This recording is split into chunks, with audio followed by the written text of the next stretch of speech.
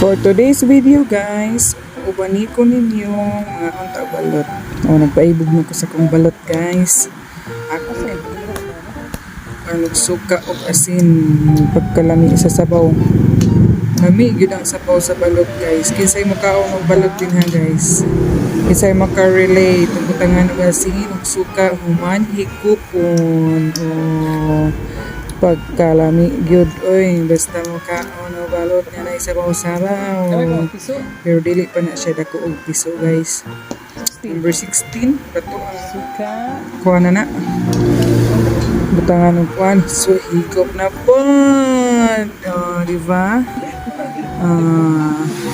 Tanawa ang piso. Tanawa ang piso niya guys ha. Tanawa guys, dili pa kaayo dako.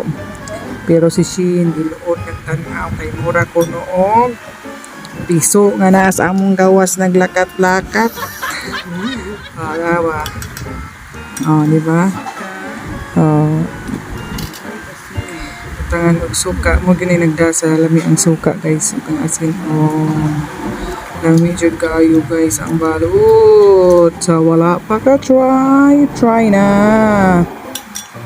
lami jud kaayo ang balot guys dohar tuluri ako nahurot ana guys nga balot kay dili man si Shin kaon man si Shin nga maka-relate daw siya sa piso nga sa among gawas naglakat-lakat kaon OMG. Thank you guys.